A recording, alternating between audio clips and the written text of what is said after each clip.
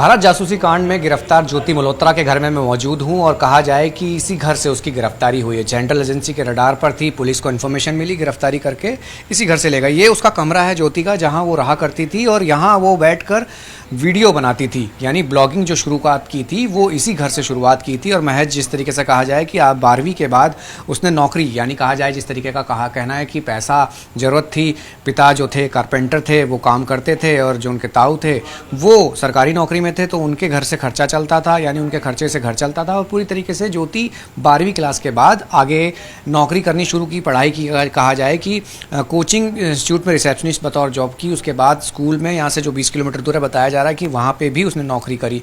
और कहा जाए कि ये वो कमरा है जिस कमरे में रहकर वो घंटों वीडियो बनाती थी और यहाँ से तमाम जो चीज़ें कहा जाए कि जो पुलिस को लगा, एजेंसी को लगा कि जो संबंधित जो जासूसी है वो यहाँ से करती थी। दिल्ली आना जाना था, पाकिस्तान 3 बार गई थी, मोबाइल, लैपटॉप, तमाम जुड़े जो चीज़ें थी उससे ले गई हैं। ये तमाम वो पिक्चर्स हैं जो कहा जाए कि ज्योति मल्होत्रा जब घूमने जाती थी उस दौरान भी वो फ़ोटो खिंचाती थी। और तमाम वो तस्वीरें हैं और कहा जाए कि ये ख़ास लिखा जिस तरीके से जा रहा है कि आइलैंड खराबी, थाईलैंड जिस तरीके से बताया जा रहा है कि वहाँ की है, तमाम जगहों की तस्वीर है। ये भी जिस तरीके से आरोप लगा था कि जब वो दानिश से मिली थी उसके बाद एक एजेंट के जरिए जहां उससे दोस्ती हुई थी, उसके बाद वो घूमने थाईलैंड भी गई थी।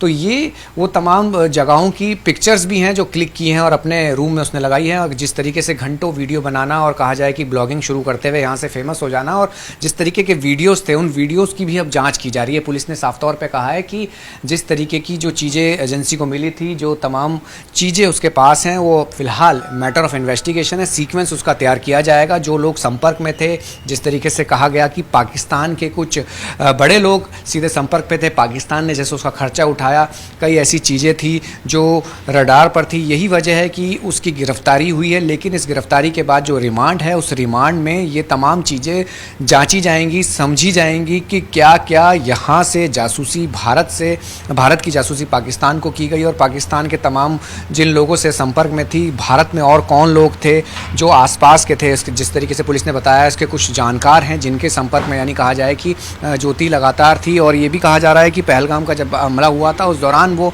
पाकिस्तान, यानी कहा जाए कि वहाँ संपर्क में थी। पिता का कहना है कि मेरी बेटी बेगुनाह है, उसे कुछ नहीं मालूम। और कहा जाए कि पिता हमेशा यही सोचते थे, नौकरी जाती है दिल्ली और आती जाती है, लेकिन ऐसे नहीं कर सकती, क्योंकि पुलिस ने सीधे तौर पे कहा है कि एजेंसियों ने जिस तरीके की इनपुट दिए थे, उस इनपुट के बाद ही ये गिरफ्तारी हुई है। ये वो घर है जहां से उसने तमाम चीज़ों की शुरुआत करी और हिसार का वो इलाका है। और कहा जाए कि अभी पुलिस की गिरफ्त में है, रिमांड पर है। कई चीज़ें सामने जो कहा जाए कि आना बाकी है, लेकिन ये ज़रूर है कि एक ऐसी गिरफ्तारी, भारत की जासूसी और जासूसी पाकिस्तान को देना, तमाम वो दस्तावेज या तमाम वो चीज़ें जो कहा जाए कि अभी फ़िलहाल इन्वेस्टिगेशन है, लेकिन ये ज़रूर है कि इस गिरफ्तारी से कई चीज़ें सामने आई और फिलहाल कहा जा सकता है कि अभी पुलिस पूरे मामले की और एजेंसी पूरे मामले की जाँच कर रही है। हिसार पुलिस कहें या सेंट्रल एजेंसी कहें, अब तमाम उन चीज़ों को जांचने पे लगी है, सीक्वेंस ऑफ इवेंट बनाने पे लगी है कि आखिरकार ज्योति मल्होत्रा, जिसको जासूसी के आरोप में गिरफ्तार किया गया है, वो कैसे संपर्क में आई। हालांकि ब्लॉगिंग के जरिए जिस तरीके से वो पाकिस्तान और कहा जाए कि वहाँ के तमाम बड़े लोगों से मुलाकात उसकी होती थी, और कहा जाए ब्लॉगिंग के जरिए ही वो फेमस हुई। और कहा जाए कि तमाम ब्लॉगिंग करते करते ही तमाम जो पैसा था उन खातों की बात जिक्र की जा रही है कि पुलिस उसको भी जांचेगी, क्योंकि जिस तरीके के महंगे ब्रांड के ये गॉगल्स हैं और कहा जाए कि ऐसे तमाम चीज़ें यहाँ देखी गई हैं। हालांकि तमाम चीज़ों को पुलिस ने भी इन्वेस्टिगेट किया है, यहाँ से जुड़ी चीज़ों को, फ़ोन, लैपटॉप या तमाम वो चीज़ें जिनकी हम जिक्र कर रहे हैं वो लेकर गई है।